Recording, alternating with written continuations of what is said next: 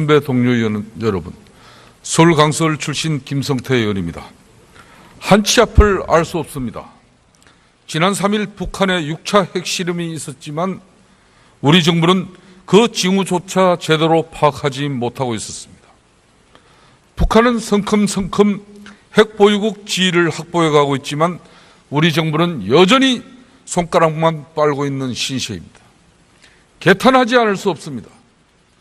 고공행진을 하는 지지율에 취해 문재인 정부가 신선 노릇만 하고 있었던 것은 아닌지 한심스럽기 거지없습니다.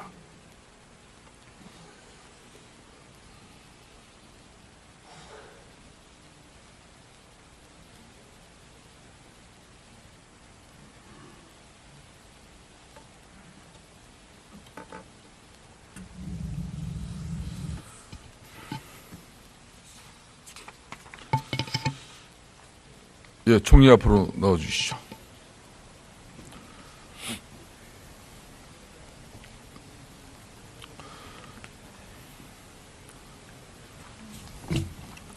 총리, 요즘도 문재인 대통령께서 운전대 잡고 있습니까?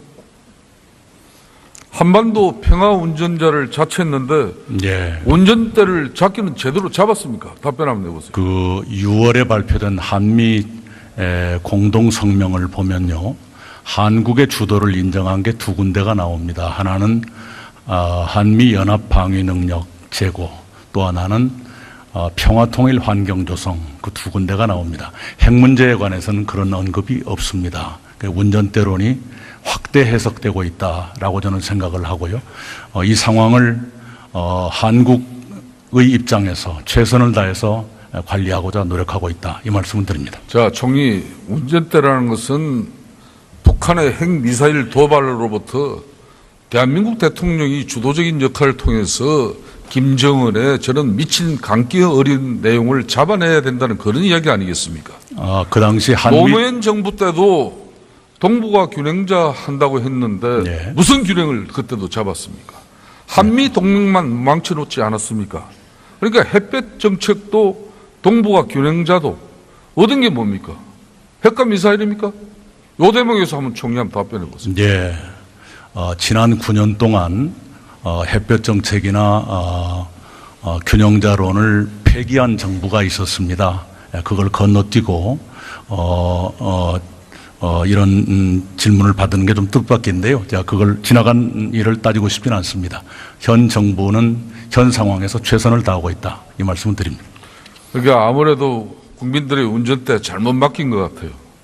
아무리 초보 운전이라도 내비만 잘 보면은 바른 길을 갈 수 있는데 딴 생각을 하고 있으니까 제대로 된 길을 가지 못하고 있는 겁니다. 총리, 언제까지 평화구굴로 이 위기를 방치하겠습니까? 문재인 정부의 안보 정책 담대하게 수정해야 한다고 봅니다. 총리 답변해 보세요. 현재 정부는 이 안보 위기를 돌파하기 위해서 첫째는 제재와 압박을 최대한으로 강화하고 있습니다. 거기에는 국제사회와 물샐 틈 없는 공조를 하고 있고요. 미국과도 실시간으로 여러 채널의 대화를 하고 있다는 건 다 아실 겁니다. 두 번째는 한미 연합 방위 능력을 포함한 독자적인 억지 능력을 최고조로 높이기 위해서 사드도 배치했고 또 미사일 탄두 중량 제한도 해제한 바가 있습니다. 사드 문제 이야기하니까 말씀하게 됐습니다. 불과 얼마 전까지만 해도 전략적 모성을 유지해야 한다던 대통령 아닙니까? 그 전략적 모성으로 얻은 게 뭡니까? 한번 답변해 보세요. 문재인 대통령이 전략적 모성은 네. 대한민국의 안보다 그런데 어떤 답? 후보 시절에도 TV 토론에서 이런 말씀을 했습니다. 북한이 6차 핵실험을 하고 중국이 그걸 제어하지 못한다면 사드 배치를 하겠다, 이렇게 말한 바가 있고 그 상황이 그대로 이행되고 있다고 생각합니다. 이미 한미 동맹 관계는 신뢰 관계는 금이 갈 대로 간 이후에 울매 겨자 먹기 식으로 그것도 임시 배치하는 거 가지고 더 이상 국가의 안보 운운하지 마세요. 그 양심이 있다면 그런 이야기 하면 안 되는 거예요. 오죽하면 트럼프 대통령이 아베 총리와 통화하면서 한국이 대북대화 구걸하는 거지 같다는 그런 기사가 나왔겠습니까? 미국에게는 척지고 중국에게는 발길 차이고 북한에게는 무시당하고 결국 왕따 신세만 자초한 거 아닙니까? 저는 김성태 잠깐만 의원님, 이야기 들어보세요. 네, 전략적 왕따가 문재인 정권 안보 전략인지 이제 답변 한번 정확하게 한번 해보세요. 네. 김성태 의원님이 한국 대통령보다 일본 총리를 더 신뢰하고 있다고 생각하지는 않습니다. 생각하지 않습니다. 네. 이 북한 핵 보유가 기정사실화되는 이런 절체절명의 안보 위기 속에서 대통령은 왜 국민 앞에 서지 않습니까? 북한의 수소폭탄을 우습게 보시는 겁니까? 아니면 대한민국의 국민을 우습게 보기 때문에 국민 앞에 서지를 않는 겁니까? 그 수소폭탄이라고 주장하는 그 핵실험이 있던 직후에 대통령이 직접 NSC 회의를 주재했습니다. NSC 회의 주재했지 언제 국민 앞에 섰습니까? 이 한미 동맹의 굳건한 기반 위에서 미국의 전략 자산과 그리고 전술 핵무기라도 상시 배치하도록 최선의 노력을 다하겠다는 그런 대통령의 확고한 의지라도 밝혀야 한다는 게 우리 국민들의 입장입니다. 그런데도 대통령은 국민들 앞에 서지 않는데 이제 총리 제대로 좀 답변 한번 해보세요. 네. 끼어들지 말고. 거듭 말씀드리지만요. 또 혹자들은 대통령의 안보 문제에서 너무 많이 나서는 것 아니냐 하는 그런 의견을 제시하는 분도 계십니다. NSC 회의를 늘 하고 있습니다. 무슨 안보 앞에 그런 대변을 지금 펼치고 있는 겁니까? 그렇지가 않습니다. 안보는 국민의 생명을 담보로 하는 겁니다. 결코 쉽고 가볍게 이게 접근할 수 있는 사안이 아니에요. 총리 정황판 한번 봐주세요. 네. 대한민국 국회에 6인조 사드 밴드가 있다는데 알고 계십니까? 네, 저 얘기는 처음 들었습니다. 왜 처음 들어요? 저거 다 대한민국 국민이면 다 아는 일인데. 네. 국가의 안보가 벽척간두의 위기인데도 북한의 핵미사일을 저지할 아무런 대책도 제시하지 못하는 이 무능한 정권의 하수인들이 저 우성깡스러운 가발이나 뒤집어 쓰고 사드 계단송을 부르고 사드 댄스나 춤추는 이런 어처구니 없는 행태, 이런 천인 공노할 작태를 보여줬다고 생각하는데 총리는 어떻게 생각합니까? 네. 잠깐만요. 답변 한번 해보세요. 네. 제가 추측건데 대선 전 상황 같은데요. 대선 전. 그런데 왜 아까 모른다 그랬어요? 모른다고 하지 않았죠. 그렇게 추정이 된다 이 말씀입니다. 추정이 그 알면 아는 거지 무슨 추정이에요? 아닙니다. 저 상황이 대선 전 상황 같은데요. 그 당시에는 국방위원회에서도 대부분의 의원들이 사드 배치에 대해서 의문을 제기했던 그런 시기가 있었습니다. 밤이면 밤마다 사드 전자파는 싫어. 그럼 밤이면 밤마다 김정은의 수소폭탄은 좋아요? 예? 그 사드 전자파에 대해서는 네,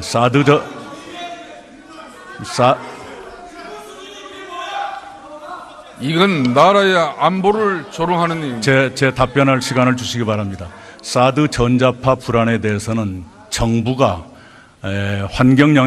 소규모 환경 영향을 평가를 해서 그런 우려가 없다고 발표한 바가 있습니다. 총리, 이건 나라의 안보를 조롱하는 일입니다. 국민 앞에 엎드려 석고대죄해야 할 그런 일이에요. 어떻게 대한민국 국회의원 자가 국가 안보를 조롱할 수 있단 말입니까? 지난 일이지만 두 번 다시는 안보 가지고 장난치지 말도록 총리께서 앞장서 주세요. 네, 저도 그렇게 부탁을 드립니다.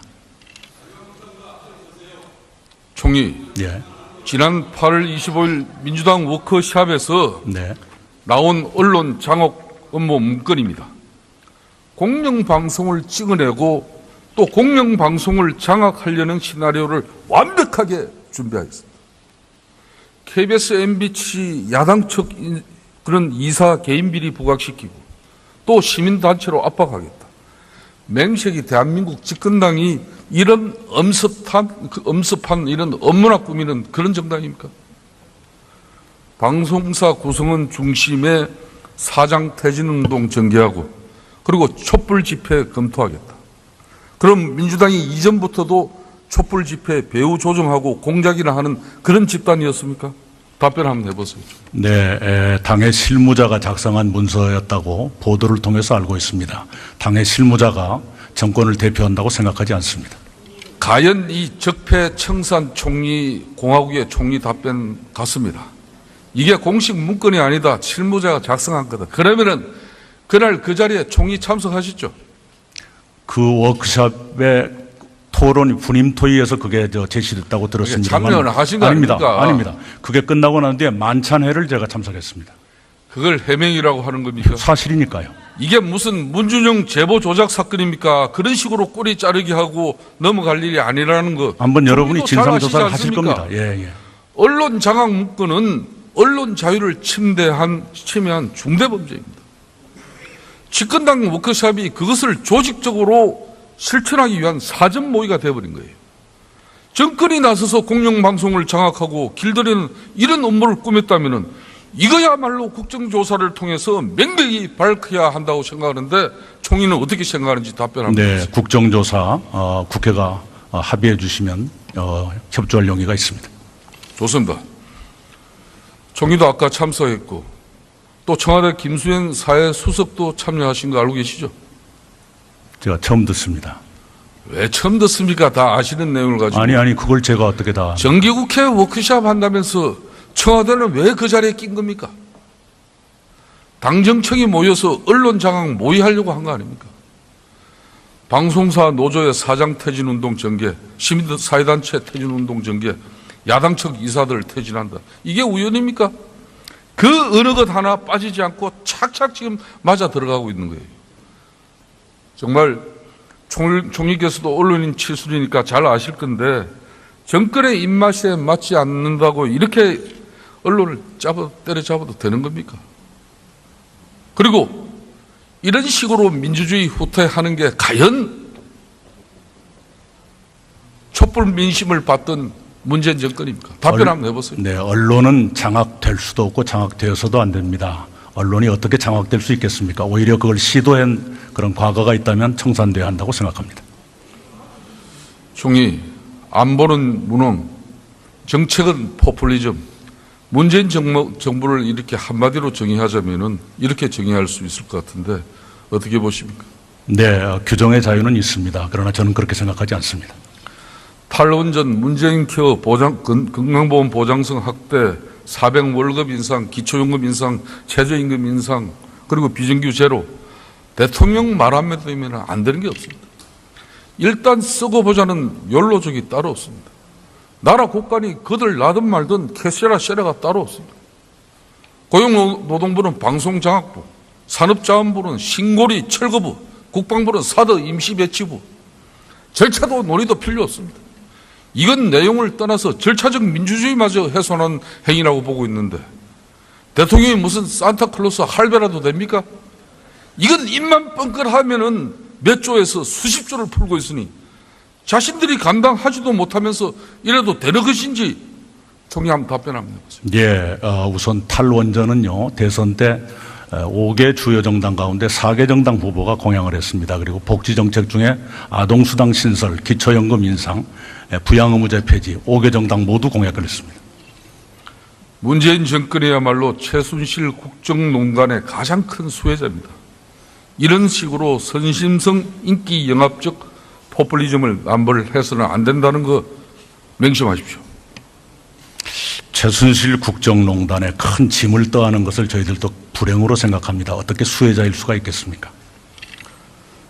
끝으로 계엄 문제에 대해서 여쭙겠습니다. 지난 30년간의 87년 체제를 이렇게 되돌아보면은 현행 헌법에 권력구조는 결국 제왕적 대통령이거나 포퓰리즘, 독재 둘 중 하나의 경우로 이렇게 기결되는 경우가 많았어요. 이 포퓰리즘, 독재로 빠져들긴 쉬운 구조에 지금 딱 문재인 정권이 들어앉아 있습니다. 이 제왕적 대통령의 권한을 내려놓는 구체적인 개헌안을 정부적인 차원에서 또 청와대와 함께 준비하고 있는지 한번 답변해 보세요. 현재 정부는 개헌안을 준비하고 있지 않습니다. 국회 개헌특위가 준비하고 계시는 걸로 알고 있고 잘 되어서 내년 6월 지방선거 때 개헌 투표가 이루어지길 바랍니다. 국민 위에 군림하는 제왕이 나와서도 당연히 안 되지만 문재인 대통령처럼 이 국민의 눈치만 살피는 그런 포퓰리스트도 나와서는 결코 안 됩니다. 개헌에 대한 문재인 대통령 대선 공약은 지켜지는 겁니까? 대선 공약은 선후 완급을 가려가면서 이행하고 있습니다. 선배 동료 의원 여러분, 서울강서울 출신 김성태 의원입니다. 한치 앞을 알 수 없습니다. 지난 3일 북한의 6차 핵실험이 있었지만 우리 정부는 그 징후조차 제대로 파악하지 못하고 있었습니다. 북한은 성큼성큼 핵보유국 지위를 확보해 가고 있지만 우리 정부는 여전히 손가락만 빨고 있는 신세입니다. 개탄하지 않을 수 없습니다. 고공행진을 하는 지지율에 취해 문재인 정부가 신선 노릇만 하고 있었던 것은 아닌지 한심스럽기 거지없습니다.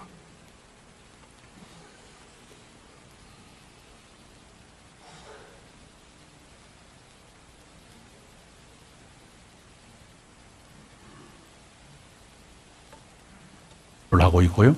미국과도 실시간으로 여러 채널의 대화를 하고 있다는 건 다 아실 겁니다. 두 번째는 한미 연합 방위 능력을 포함한 독자적인 억지 능력을 최고조로 높이기 위해서 사드도 배치했고 또 미사일 탄두 중량 제한도 해제한 바가 있습니다. 사드 문제 이야기하니까 말씀하게 됐습니다. 불과 얼마 전까지만 해도 전략적 모성을 유지해야 한다던 대통령 아닙니까? 그 전략적 모성으로 얻은 게 뭡니까? 한번 답변해 보세요. 문재인 대통령이 전략적 모성은 대한민국의 안보다 그런데 어떤 답? 후보 시절에도 TV 토론에서 이런 말씀을 했습니다. 북한이 6차 핵실험을 하고 중국이 그걸 제어하지 못한다면 사드 배치를 하겠다. 이렇게 말한 바가 있고 그 상황이 그대로 이행되고 있다고 생각합니다. 이미 한미 동맹 관계는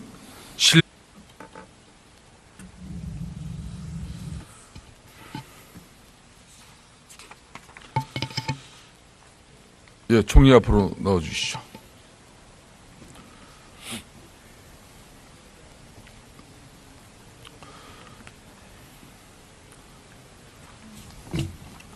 총리, 요즘도 문재인 대통령께서 운전대 잡고 있습니까? 한반도 평화운전자를 자처했는데 예. 운전대를 잡기는 제대로 잡았습니까? 답변 한번 내보세요. 그 6월에 발표된 한미 공동 성명을 보면요. 한국의 주도를 인정한 게 두 군데가 나옵니다. 하나는 한미 연합 방위 능력 제고, 또 하나는 평화통일 환경 조성, 그 두 군데가 나옵니다. 핵 문제에 관해서는 그런 언급이 없습니다. 균형자론을 폐기한 정부가 있었습니다. 그걸 건너뛰고 이런 질문을 받는 게 좀 뜻밖인데요. 제가 그걸 지나간 일을 따지고 싶지는 않습니다. 현 정부는 현 상황에서 최선을 다하고 있다. 이 말씀을 드립니다. 그러니까 아무래도 국민들의 운전대 잘못 맡긴 것 같아요. 아무리 초보 운전이라도 내비만 잘 보면은 바른 길을 갈 수 있는데 딴 생각을 하고 있으니까 제대로 된 길을 가지 못하고 있는 겁니다. 총리, 언제까지 평화구굴로 이 위기를 방치하겠습니까? 문재인 정부의 안보 정책 담대하게 수정해야 한다고 봅니다. 총리 답변해 보세요. 현재 정부는 이 안보 위기를 돌파하기 위해서 첫째는 제재와 압박을 최대한으로 강화하고 있습니다. 거기에는 국제사회와 물샐 틈 없는 공조다. 운전대론이 확대 해석되고 있다라고 저는 생각을 하고요. 이 상황을 한국의 입장에서 최선을 다해서 관리하고자 노력하고 있다. 이 말씀을 드립니다. 자, 총리, 운전대라는 것은 북한의 핵미사일 도발로부터 대한민국 대통령이 주도적인 역할을 통해서 김정은의 저는 미친 감기 어린 내용을 잡아내야 된다는 그런 이야기 아니겠습니까? 그 당시 노무현 정부 때도 동북아 균형자 한다고 했는데 네. 무슨 균형을 그때도 잡았습니까? 한미 동맹만 망쳐놓지 않았습니까? 그러니까 햇볕 정책도 동북아 균형자도 얻은 게 뭡니까? 핵과 미사일입니까? 요 대목에서 한번 총리 한번 답변해 보세요. 예. 지난 9년 동안 햇볕 정책이나